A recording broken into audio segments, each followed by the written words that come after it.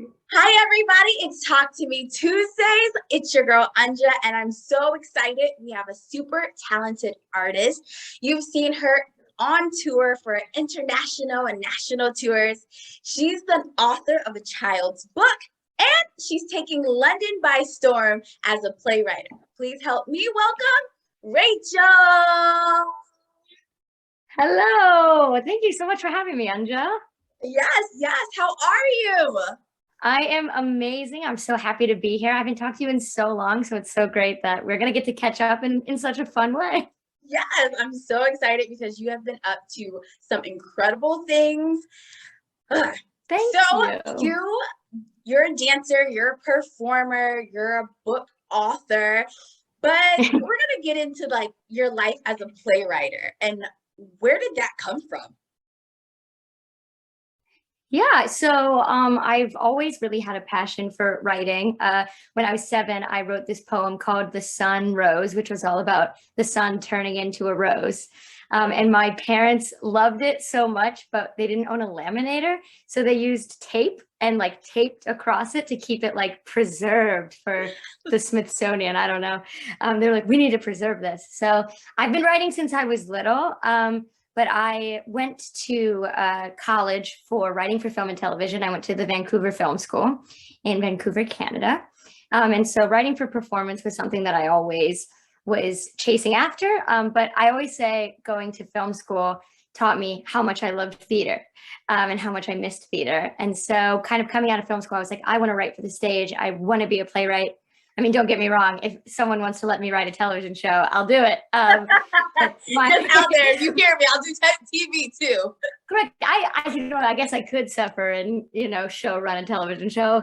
Oh, no, but my big passion, my lifelong passion, is for the stage, and so I've been seeing some success doing that this year, and I've been slowly building up to kind of this place in my career since around 2018. Oh, Yeah. I love that.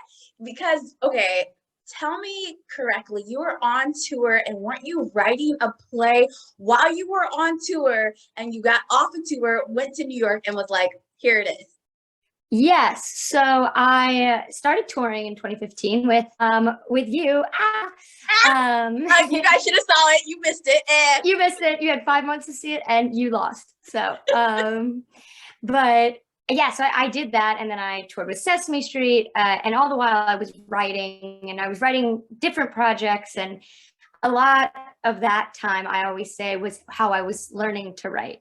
So I would write full-on musicals, go home, do readings. I wrote during that period the first musical I ever produced, which was called Shadows on the Hill, which was about two dudes going ghost hunting. And I went home and in between tours produced, kind of a one night only production of that. But that was me like learning how to do something that could have legs. And then in between tours, I was actually when I went to film school. I started film school, was there for 4 months, left to go on tour for a year and a half, went back and finished film school. And so while in film school, I started writing Starcross, which is the show that I just closed in London. And that show started as a 12-page version. Then I wrote a 45-page version that got accepted to Fringe NYC. So I did Bubble Guppies Live in 2018. And during all the Bubble Guppies Live, I was editing Starcross and made it into the 60-minute version. And I then went and did that at Fringe NYC. And after we did it Fringe NYC, I wrote a 90-minute version, which went to the Capitol Fringe in DC. And then we, 3 years later, the pandemic really did things to my brain. 3 years later, opened in London. Okay, whoa. So it seemed like it came out of nowhere, but you've been working on this project for years. Yeah, because Starcross started as a school assignment. It was for an adaptation class. And we had to adapt either Glengarry Glen Ross, Shawshank Redemption, The Lord of the Rings, or Romeo and Juliet. And I said, okay, which of these do I know the best? Okay, Romeo and Juliet. And what do I have something to say about? So I thought about the characters, because the whole point of an adaptation class is to create something new and exciting, but that preserves the underlying foundation and the heart of the original piece. And so with Starcross, which is about Tybalt and Mercutio from Romeo and Juliet falling in love, that preserved for me the unrequited love, the passion to just be who you really want to be, but you can't because of public circumstances. And yeah, I got a lot of really good feedback in film school from that, and that's what pushed me to just keep going and keep going. And every time we did a new version, it just got better and better, and we just went further and further, and we still have further to go. I'm so excited because I was reading the reviews and people are like, it's a must see. There's 5 stars across the board out here in London. They really, really loved it. But my question is, how did you even cast it? How did you find a director? Like, what was that process like? That was it was a long process for many, just because I've been working on the project for so long. So we started in 2018, October of 2018 was when we did it at Fringe NYC. But at the same time, I was doing another play called Shadow Play, which was an immersive 4-room show. And so I was actually casting that show, and I met all 4 of the actors who I ended up casting in the Fringe Starcross production for this other show's auditions. Hold on, Rachel. For people who don't know what Fringe is, let them know. Yeah, so Fringe is a festival of up-and-coming work, and it tends to be shorter, so it tends to be between like 45 and 60 minutes, and it's a place where you can go see a lot of work in a really short amount of time, and people love it because you just get to see what's new, what's up and coming.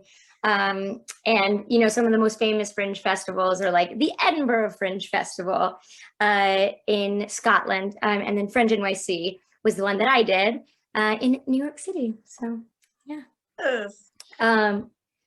But I met, in those auditions, I met Connor Delves, who played Mercutio. I met the brilliant Eric Bermudez, who would go on to play our Tybalt, Byron Hagan, who played the player, that's a character that is everybody else in the show, and then Seth Hatch, who was our understudy.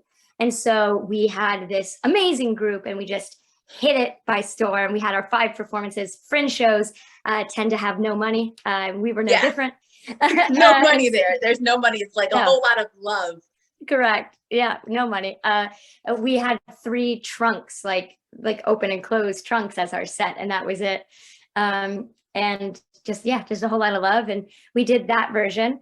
And then we decided to do a backers reading. So saying, hey, we had a pretty good run at Fringe NYC. People said nice things about us. Would people like to give us money? And so we need money. Please. And so we, at the backers reading, Connor Delves and Eric Bermudez reprised their roles of Tybalt and Mercutio. Well, I got that backwards. Connor was Mercutio, Eric was Tybalt. And then we were joined by the lovely Ryan Spahn, who had just come off the off-Broadway show, Daniel's Husband at the time. And he came and read the player for us at the reading. And then we went to Capital Fringe, so another festival, this time in DC. And this time we did it again with Connor Delves and Eric Bermudez. And then we were joined by the lovely Jonathan Coberta, who played the player. Was there money involved with this project, or was it still? No, it was still very. We used the same 3 trunks again. This time we did upgrade and have a room divider on stage. Oh, so bougie. Yes. Room divider. So that was like the American run that we did from 2018 to 2019. And all 3 of those, 2 of those 3 were directed by Michael Hernandez Phillips. So he directed the reading, and he directed the Capital Fringe run, and then the Fringe NYC run was directed by David Kahawai III. And then the pandemic happened. Oh, and everything kind of just disappeared. Yep. Yeah. So how did you recover from after being hit with the pandemic? And as most people know, the arts took a huge hit. So how did you even bring yourself back to life after the pandemic? Well, I mean, we're in it, but. Yes, very slowly. Because originally, so I met my first producer. That is another great thing about Fringe is you meet people, you meet lots and lots and lots of people, and people you want to work with and move forward with. And so I met my first producer, the lovely Jacob Schott, at Fringe NYC. He came to our final performance and said, "I want to be a part of this project." And then I met our next group of producers at the backers reading of Visceral Entertainment, a lovely group of fabulous creatives. And so we were all like, okay, after this final Fringe that we did in DC, what's our next step? And we were all New York based people. And so we said, oh, great, let's go off Broadway. That's kind of our next step. And we were working towards that. We had a space locked down, and then the pandemic happened. And I made the choice because arts just disappeared. And at the time I was touring on Trolls Live. Trolls. Yes, Trolls. Yes, I was like, well, there's no theater and there's not going to be theater for a while. So what I'm going to do is go to England and go get a degree, because I don't have a degree. I had a diploma from Vancouver Film School, but I didn't have an undergrad degree. Mm-hmm. And so I applied and got into the University of Oxford. I go to Regent's Park College and I'm studying theology at the moment. And so I let my producers know, I was like, hey, not sure what's up with the show. I don't think any one of us knows what's up with the industry. And so just let me know what your plans are. I'll be in England. And they all kind of went, I'll be in England if you need me. Right. Just call me. I'll come back to do the show or whatever when we do it. And they were like, England, interesting. What if instead of going to New York, we went to England instead? And I was like, I mean, easier commute, Oxford to London versus Oxford to New York City. And they were like, yeah, let's look into that. And so we slowly, over kind of a 9-month process, we're like, let's look at some venues. Let's try and meet some people. And that was when Arden Entertainment, which is a UK general management company, came onto the project. And Douglas McJanet, who is our general manager, read the script and said, oh, I know what theater this belongs in. And so he introduced us to the brilliant Wilton's Music Hall, which is in East London by the Tower of London. It is the last great music hall in London. You walk and you feel like you've been transported 200 years back in the past. It is a magical space. So when you walked in for the first time, you were like, this is it. You already knew? Oh, I was speechless. I couldn't speak. And I think Douglas might have thought I was upset. And because he was like, kept looking at me, and I just like was staring at the walls and the stage, and it has these beautiful pillars. Actually, if anyone watches Bridgerton, it's in season 2, episode 5 of Bridgerton. When Eloise goes to see the feminist speeches, those are in Wilton's Music Hall. So that's us. Yes. That's cool little fun note. Yeah, I was watching it. I was like, hey, hold on. I know that place. I was there. Yeah, but Douglas turned to me and he was like, what do you think? And I was like, I mean, I can't even speak. It's so beautiful. And he was like, great, this is it. This is where we're going. And so transferring from a New York-based everything, all of our actors, our directors, our whole producing team was New York-based, to London was a huge task. And you ask about how does casting work? How does finding a director and all that work? It meant bringing a lot of new people on board, saying goodbye to a lot of old friends, just because. Was that hard? It was very hard. I mean, there are people who added so much to the show who I still consider part of the Starcross family. We're not gone from America forever. Yes, we're coming back. And these aren't people who we've just like tossed to the side. It was this thing of what's right for the show. That is the hard thing about this industry. And especially now when theater is it's always been kind of an unsafe industry to be in terms of reliability and stability. But now it almost feels dangerous. Like you're like, oh, I got to risk it all. And so you have to plan your moves very carefully. And the UK was the right move for us, even though it meant that we could only bring so many people who had helped this thing come alive and breathe. So one of the people who came with us was Connor Dowves, who has played Mercutio from the beginning. I always call him my Mercutio. He gets the role. There's so many parts of the role that I wouldn't have been able to expand without his voice and knowing how he sounded. When we closed at Fringe NYC, I knew I wanted to add to the show. And kind of before the show, I had some rough ideas, but we closed on a Thursday, I believe. And that Monday, him and Eric Bermudez were in my apartment reading the 90-minute draft because I knew their voices now. And yes. So Connor came with us, and then we brought on the brilliant director, Philip Wilson, who I met through Douglas McJanet and Arden Entertainment. And so he was already in London or England. Yes. So Philip is a UK-based director. Okay. The smartest person I've ever met. It is, I obviously took great care when writing Starcross to study Romeo and Juliet, the language, the intention. And when I did things that weren't necessarily period appropriate or, completely historically accurate, it was with a very clear intention in mind of I'm diverging. But I'm still no Shakespeare scholar.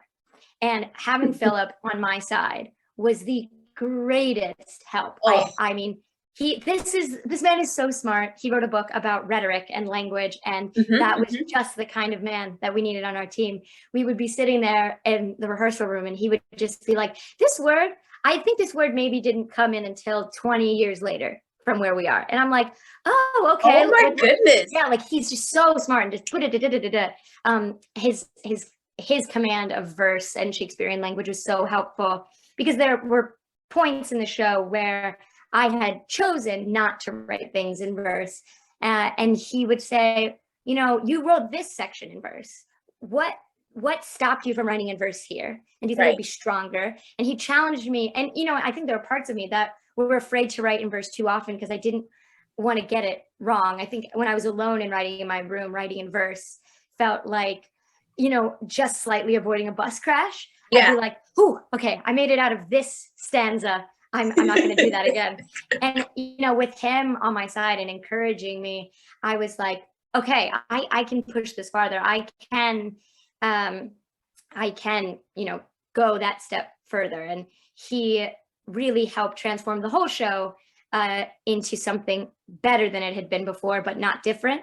How did you allow yourself to stay open to learning? Because like artists, we take our baby and it's like our baby and we hold it close. How were you able to allow these outside sources and people maybe you just met to be like, I didn't really like this? And how did you free yourself of holding on so tightly? I mean, the first thing I have to say is it's not easy. And so it does come with some amount of active surrender. So I mean, Philip will tell you, and anyone who's in that room will tell you, there were times that someone would make a suggestion and I would go, no. And then I would wait, I'd think about it for 20 minutes and be like, hold on, maybe you're right. So sometimes I was very reactionary, but other times too, I knew everyone in that room wanted the best for the show, especially Philip. And every time he would bring up a suggestion, it was never like, this is annoying. It was always like, I think this could be so much stronger and still be in your voice if you did X, Y, or Z. And sometimes he wouldn't even suggest a solution. He would just say, I'm tripping on this. And I would say, well, what about this? And he would say, oh, that doesn't take me out as much. And that allowed me to be, the active problem solver, which I don't always need to be the problem solver. And he suggested many great changes. Some of them I can't think of at this exact moment. But when I watch the show, I go, oh, Philip was so right on that, or Philip was so right on that. How is it sitting in that incredible theater and watching your baby come to life? What is that feeling for you? Years of hard work and you are here, they are on stage. What do you feel? What's happening? It's so emotional, especially since there was that huge break where theater just didn't exist. Because it's emotional on two folds, because we had, members of the creative team and in the cast who had been there from the beginning. There is this sense of great achievement. We did this. So, when Connor came on to deliver his first line, which isn't even particularly profound, it just shocked me. I was literally like, he's on stage, he's doing this at this level. And then talking about, the new cast members, the brilliant Tommy Saman, who played Tybalt, and Gethin Alderman, who is the player, they brought something new and something so different. So seeing them perform it at this level in ways I'd never seen it performed before was just surreal and new and fascinating. I mean, it was just, every moment was euphoric. And I feel so lucky and grateful. It was amazing. So when the critics came in, were you a little nervous? Like, I think it's amazing and they better say great things. What was your thought when critics were like about to write in papers about you? Well, about the show. Oh, I was so nervous. Our press night, actually, there was a tube strike. So a lot of people couldn't get to the theater. And so we originally were supposed to have like, I think 42 members of the press in the audience, and they just kept like not being able to make it. And they would email me like, I'd like to reschedule. So that first day, that was supposed to be like everyone, all eyes were watching you. But it would just be on one night and you'd get it over with. Turned into like a week of that. So I was like, but in some ways it was helpful too, because, we had these lovely reviews coming in. But the two big ones that I remember being so worried about was The Guardian and The Times, and they had delayed to further in the week. So we're getting these really amazing reviews early in the week, and I'm like, okay, they like it, and these people had a very strong like off West End fan bases, and so like they speak for the people almost. And I'm like, okay, so the big papers will probably agree, but maybe they're the big papers, and so that means they won't agree. And I just talked myself in a tizzy. And I remember when Connor messaged me the star rating from The Guardian, I was just like over the moon. So this was like 4 stars 5 stars, wasn't 4 stars in The Times. 4 stars. So 5 stars. Yeah, The Guardian was four stars. The Times was 4 stars, and then What's on Stage gave us 5 stars, which was more than we ever could have asked. I mean, it was so. The What's on Stage review was so glowing, and we were like crying, screaming, and what's going on in the reviews. And I really respect that, because I don't think I should care this much, because the product we made, I loved from the beginning. And if they'd come in and said, this was the most boring thing I've ever seen in my life, and to be completely honest, there were some people who said that, that's totally fine. And I do still love the show, and I love what we did, and I love how we did it, and I love who we did it with. Yeah. But it is nice when people say nice things. Yeah. So it's always nice when people say nice things. Yeah. So you are also a big time performer as well. So how does that work hand in hand now that you're casting, writing, getting people on the, the outside level and being a performer? How does it affect your performance? So let's say you go back on tour. How does that affect you as a dancer, actor, performer? Yeah, absolutely. So I have been performing professionally since I was 9 years old, and I started touring when I was 19. Yeah, I just turned 19. And so I loved performing, and I still love performing. I actually just did a show this past week with the Oxford Operatic Society called Calendar Girls, and I loved doing that. But I do think that my competitive skill is writing. And as much as I love performing, I am not the most talented person in the world. I think your resume says like you're pretty good last time I checked, because Homegirl book shows like you be on stage a lot. I think I'm really good at knowing what I'm good at. So I like that. Say that again. Yeah, I think I'm really good at knowing what I'm good at. So in terms of, I toured as a costume character and puppeteer for 5 years. Yep, that 2015 to 2020. And I think that is such a niche world that if you know how to do it well and you're dependable, that you will keep working. Because I started doing that in 2013. I worked at Busch Gardens Williamsburg in the Sesame Street Forest of Fun. And then I worked at Disney World on the college program. Hey. Yes, college program. Yes, college program. That's what we originally bonded over, was our college program experiences. So true. Alumni. Well, because we auditioned for V-Star at the same audition, and you got cast immediately. And Yep, they that called me a happens. year and a half later and said, I think your audition was really bad, but your resume is good. So what happened? And I was like, I don't know. Wait. They said they didn't love you, but they loved that resume. Yes, she said, hi, Rachel. You auditioned for us about 18 months ago. Your audition was not as good as it could have been, but your resume makes us think that you might have just been having a bad day. And it was true. I mean, I was having like an emotionally great day, but physically was not happening. And I did not do my best work that day. But they called me and they were like, would you send us a video? So I did. And they were like, oh, great. Yeah, you can dance. You're not You're whatever actually that good was. enough to get booked. Okay, we thought so. We thought so maybe.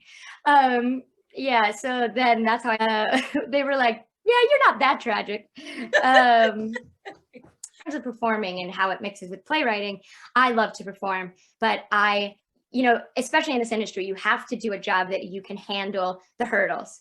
And I am not the type of person who can consistently handle waking up at 5 a.m, standing outside in the rain to, sing your 8 bars. And the people who can do that, I am so impressed. And every day I'm like, oh, right, I'm not a performer. I can perform, but I just don't have the performer mentality that you need. And I always say I don't mind getting rejected. I just like getting rejected from the comfort of my own couch. So whenever I get an email that's like, your play was stupid, no thank you, I'm like, well, I'm still in my house and I didn't have to go outside. So I actually like that way of thinking. Yeah, so I'll probably perform as it pops up, but yeah, I try to keep it positive. I like it. I'm here for it. That's actually a really great story. And I think that's those little nuggets and gems that you gave, I think really, I don't know, I think that means a lot. Like that's staying true to yourself and knowing what you bring to the table and knowing that like where you're at. Yeah, I mean, and that's the thing is like, I think when you're in an industry that is this competitive, either as a writer, as a playwright, as a producer, I mean, this is just a competitive industry. You need to foster what makes you desirable. I don't particularly like that word because that puts your worth in other people's hands, but I mean, what makes you employable, what makes people want to come see your show. Unfortunately, in an industry that hinges on consumerism, there is some amount of value that has to be put into other people's hands. My own personal value is not leveled in that, but my ability to continue working in this industry is. So you gave us some really good gems. I'm just going to ask you to give me some words of wisdom for anybody that is trying to be a playwright. Like, what do you have to say to them? Read plays, watch plays, know plays. Because that is, I think, the biggest thing in any industry is know your own industry and know what you're doing. And the way you learn how to do what you want to do is by watching how other people do it well, learn from their mistakes, learn from their successes. I constantly go to other plays that I love the tone, I love the passion, and I sift through what makes this moment successful, and what makes these emotional scenes speak to me, and that's how you will eventually be able to create the story that you want to tell. So yeah, I would just say read and watch, and I mean, especially for writing, the key is to write. I have so many things that are very, very bad on my computer, so many stories that are abysmal that I look back and I'm never ashamed of. I do laugh because sometimes they're funny. Well, as I but I'm never ashamed. Correct. Like, what does this even say? But I'm never ashamed of them because that writing that I did was how I learned to write. And I'm still learning. I recently started working on a project that I've been trying to write for 10 years. And I just started to understand how to create the tone that I wanted. And it was like, I literally was jumping up and down in my room. I was so excited. I was like, oh my gosh, I've cracked it. Like, I know how to make this moment happen now that I tried years and years, and I would come back every once in a while and rewrite the scene. And I'm like, ugh. And then, nope, that wasn't it. Yeah, slowly I've gained the tools. So yeah, just read and write and watch. All right, last thing, would you like to give a shout out to a person or a group of people that have inspired you, motivated you, or supported you along the way? Oh, wow. I know that's so many. But... so many people. That's why I always need to shout out Rudy Thalberger at Vancouver Film School, who assigned the adaptation assignment, because without him, I would never have started writing Starcross. So, always big shout out to Rudy. Big shout out to everybody on the Starcross team. Connor Delve specifically, who plays Mercutio, he's just the show's #1 champion and has walked with it every step. Actually, honestly, he's kind of pushed it every step. When I was sometimes too nervous to introduce myself to people, he would say, hey, look at her, she's over here. So my mom, my dad. Mom. Yes, well, someone once looked at my resume and said, wow, there's a lot going on here. And I said, yeah, I have very supportive parents. So yeah, definitely shout out to them. And shout out to my sister for letting me live in her house at the moment. Yes, sister. Yes. All right, it has been such an honor to talk to you, Rachel. You're such an incredible human being on and off the stage. I'm so thankful for you to be on my show. I appreciate you so much. Thank you so much for having me. It was so great to chat with you. Also, I do have to say thank you before we go. So you mentioned that I'm a children's book author. Yes. And I wrote ballets for everyone. And Anja, you helped me bring it to life, because something that was very important to me in writing this book was that children see themselves in the book, and I am not a woman of color. And so you helped me make sure that our beautiful friend Mia here represented little girls who don't often see themselves in books like this. Something that was really important to me on this page too was hair love, because I think in the ballet world, there is a lot of, you need a slick bun, you need to have your hair be how everybody else's hair is. And I think that we need to push that world and that industry forward. And thank you so much for helping me and making the whole book true to life, and so that children could see who they are. Oh my gosh, thank you for calling me. Thank you for letting me help with that project. That meant so much to me. Oh my gosh. I couldn't have done it without you. All right, Rachel, do you want them to follow you anywhere on social media or anything like that? Yes, you can follow me on Twitter. I'm at the Rachel Garnet. It is a new social media platform for me, so I think I have like 20 followers right now. But so go be the 21st. It's okay. I'll put it down there so they know exactly where to go. And then you can go to my website, rachelgarnet.com, for updates on what I'm doing and what I write. Love it.